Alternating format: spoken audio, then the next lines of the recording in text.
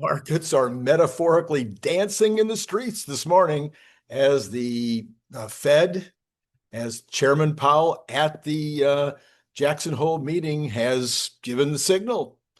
The interest rates are coming down. So we'll see if this holds for the next 4 weeks until we get to the actual Fed meeting.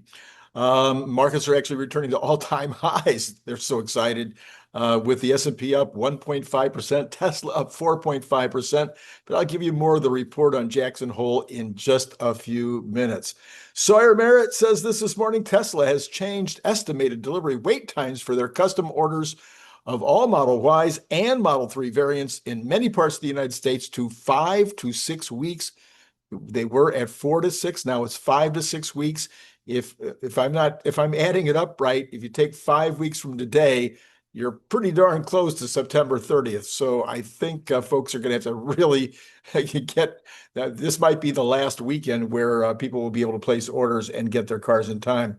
You'll need to check, he says, you'll need to check Tesla's local inventory to see if they are available for immediate delivery in your area.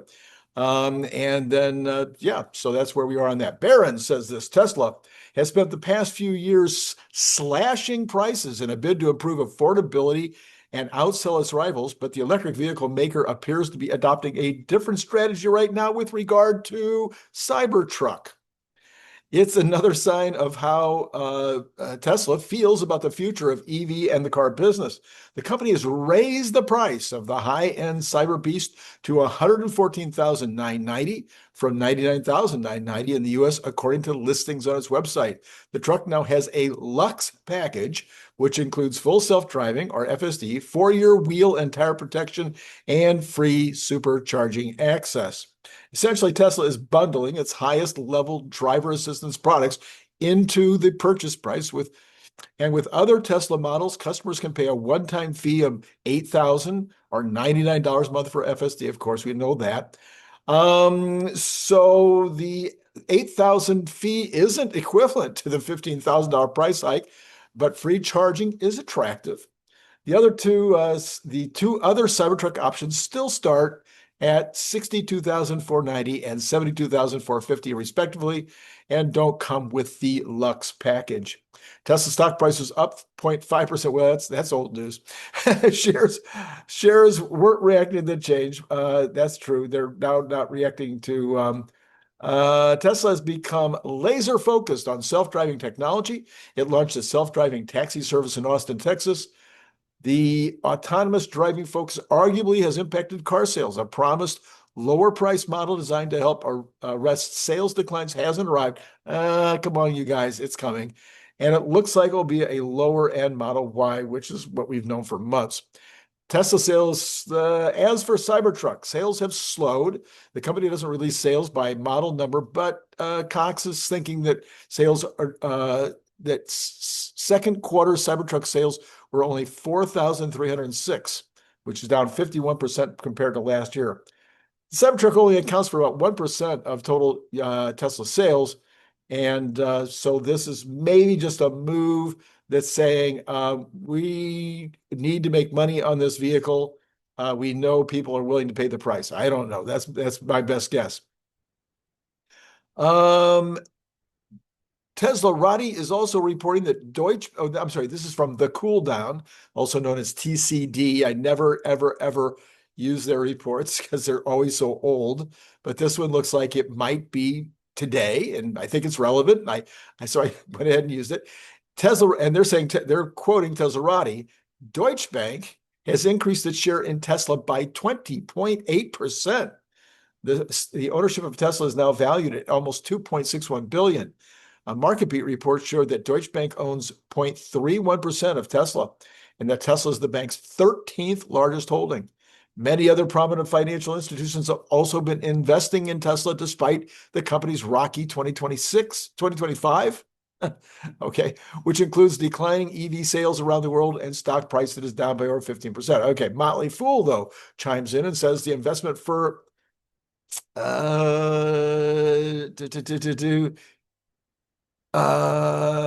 darn. Oh, I missed who it was. Another company adding, oh man, adding 16.4 million shares, 16.4 thousand shares of Tesla stock, but I didn't get the number.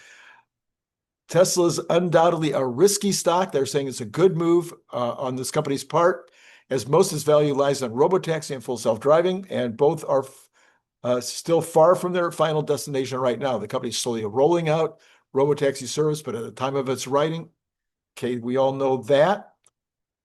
If Tesla gets both these technologies into a commercially viable stage, the upside potential from generating a long-term stream of revenue from robotaxis and unsupervised FFT software sales is significant. I'm glad that they think that. MarketBeat adds that PGIM Custom Harvest LLC has increased its holdings of Tesla by 66.7 to a total of 8,200 shares worth $2 million.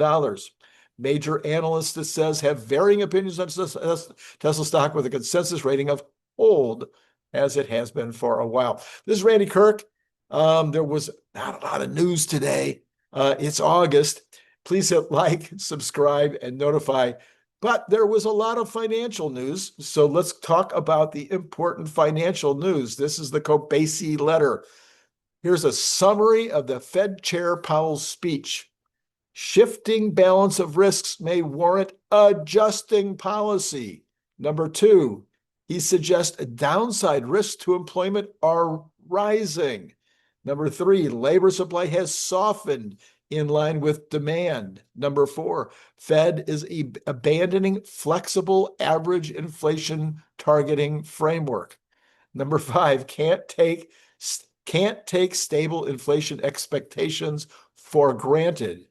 The Fed is preparing for a September rate cut, according to 𝐒𝐚𝐵, according to the market. Everybody agrees that that's what happened this morning in the Fed speech. Market Watch, Tom Lee says he's raising his sights on the stock market if two key conditions are met. He says 2025 has been characterized by three phases. Tariff fears in the first, from January to April period, the most hated V-shaped rally from April to now, and finally a new phase that he thinks is starting, that is a dovish Fed and a recovery in the Institute for Supply Management Manufacturing Index, which we saw. The Fed will finally cut rates after being on pause for the entirety of 2025, and the ISM will finally recover up 50 basis points after spending 28 months at below 50. I'm sorry, to above 50.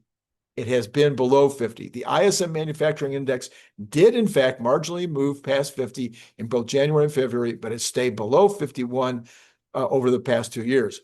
Lee did say that the path will not be straight, and notice his colleague, technical strategist Mark Newton, sees a correction sometime in the fall, as does Randy Kirk, but I don't know.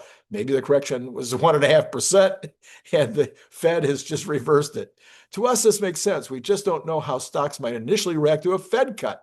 But once interest rates are reflecting a dovish Fed, this is good for the economy and stocks, says Lee. Lee stated year-end S&P target is now 6,600. The index finished at 64.11 yesterday, but it's now back up to 65 and a half, I think 65.50, something like that. We'll see in a minute. We'll check it any second now.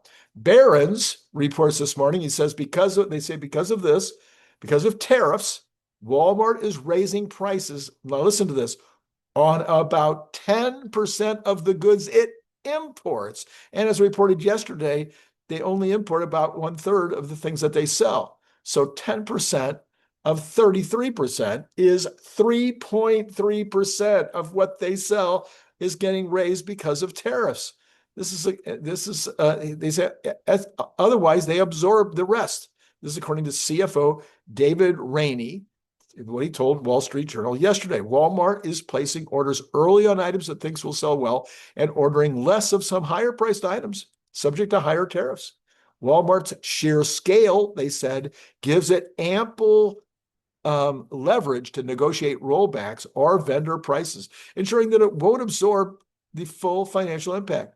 What does that mean? It means what I've been telling you all along.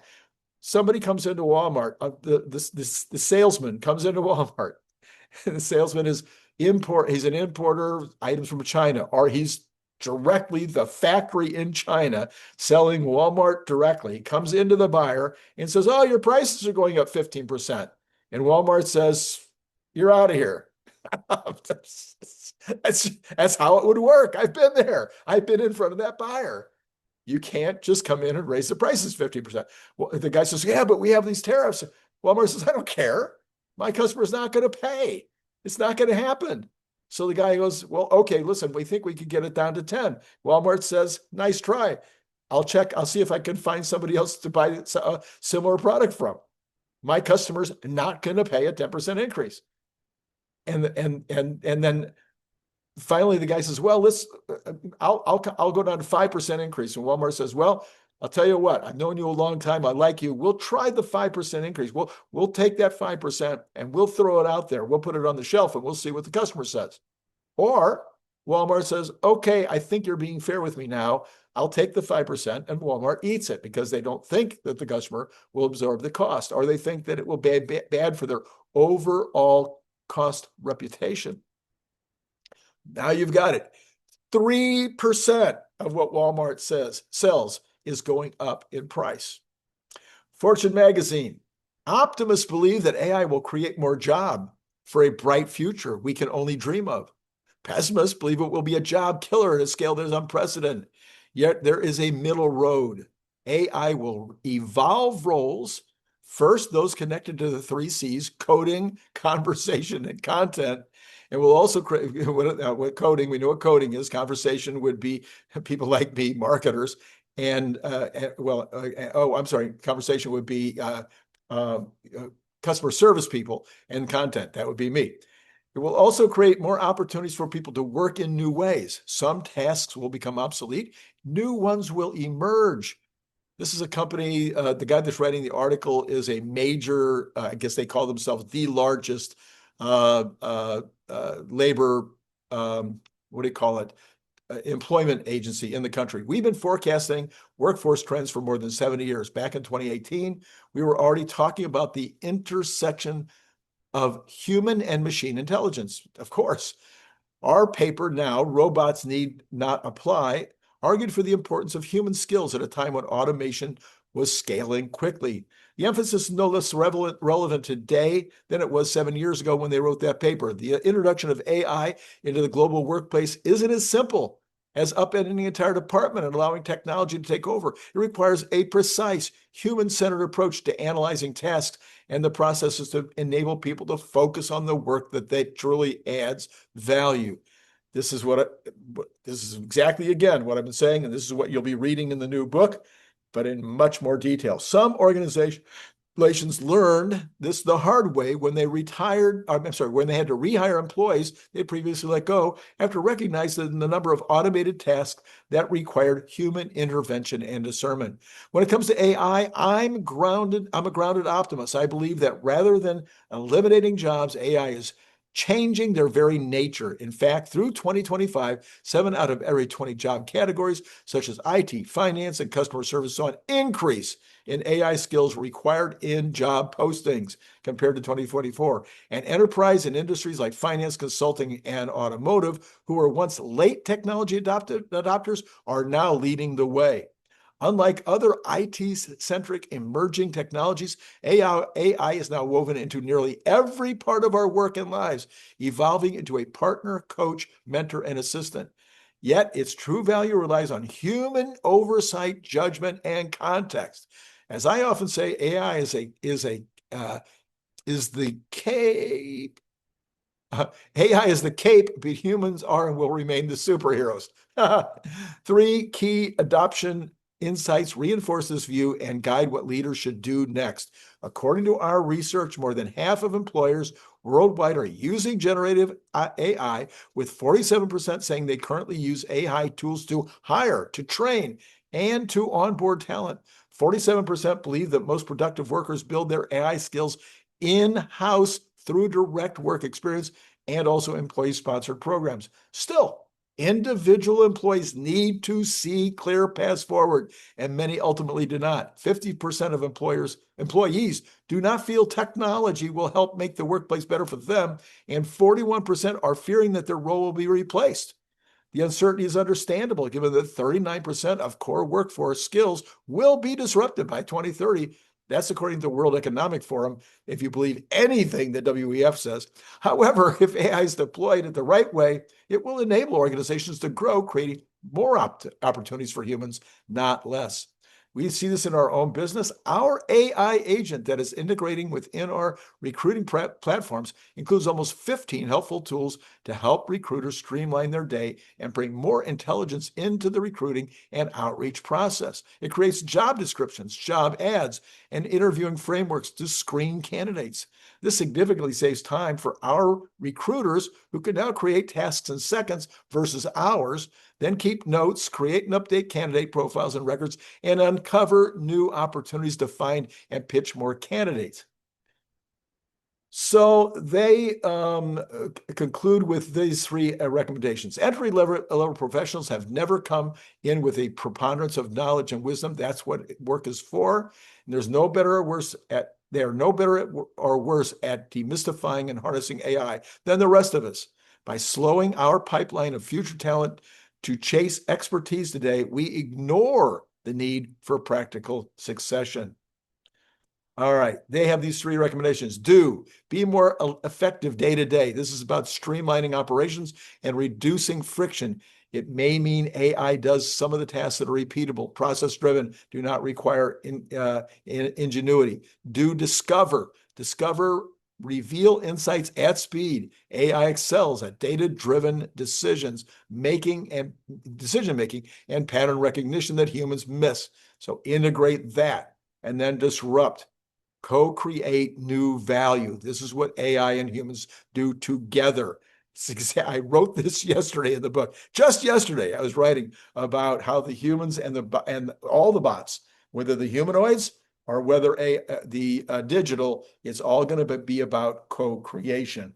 All right, the numbers this morning go like this. We have Truflation up a tad this morning, up to 11 on the overnight, but the year over year is still under 2 at 196. We've got the President of the United States doing 49% of the folks are appreciating him right now. We've got Tesla going straight up this morning. It hasn't even dipped once. It's now at 5.1% higher this morning.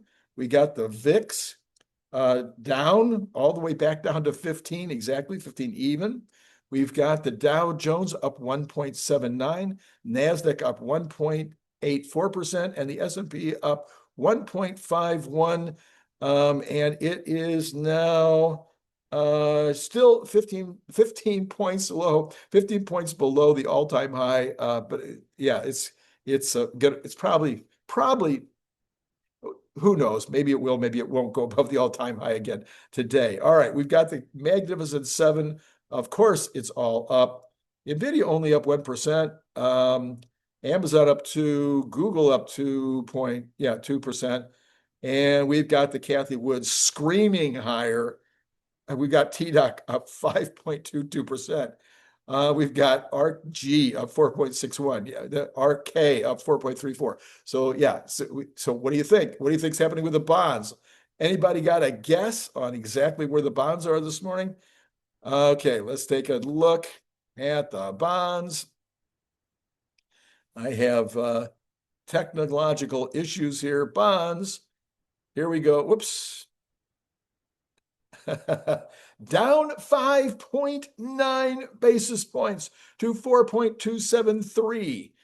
Now 4.271, even as I'm standing here looking, down 6.1 basis points now. You've got you've got oil down.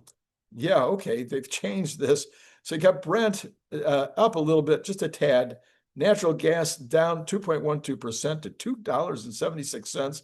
That's getting very close to the low again. And for some reason, they're now putting up gasoline for us to take a look at. It's at 216, which is actually up a little bit from like 202 the other day when I was checking that out.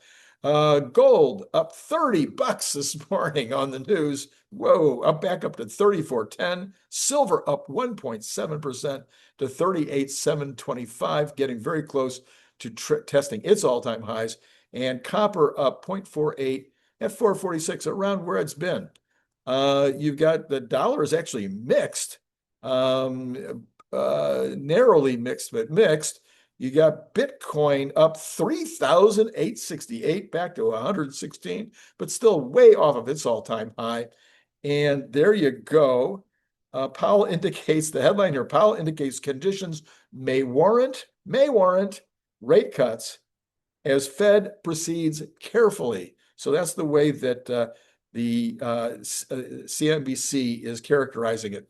All right, but again, apparently the folks, the people that are investing their money believe that the Fed is now definitely going to cut. No ifs, ands, or buts. All right. Please, as always, hit like, supply, all that stuff. You got Larry Goldberg coming on at probably early today, around 4 o'clock, something like that. Later tonight, you'll have either CERN or Brian Wong or Phil Beisel. Okay, one of those three. I haven't decided yet. All three of them we will have recorded 3 different conversations, 3 different very cool stuff. I know exactly what all 3 are going to be about. And but there will be Friday, Saturday morning, Saturday night. Just don't know which order yet based on, happenings during the rest of the day. All right. Oh, let's go back just one last time. Let's just take a quick look. Be kind of fun to go back and see what's happened just in that few minutes. You've now got Tesla at 336. It's flattening out now around 336, up 5%. All right. That's all for now. It's on a day like this, it couldn't be better. Thank you for listening. It's been great talking to you. Oh, last night, there was a CERN Basher. I'll put that one up here. I almost forgot. CERN Basher right here. Of course you want to see that. It was absolutely stunning. You don't want to miss it. Now I'll say adieu.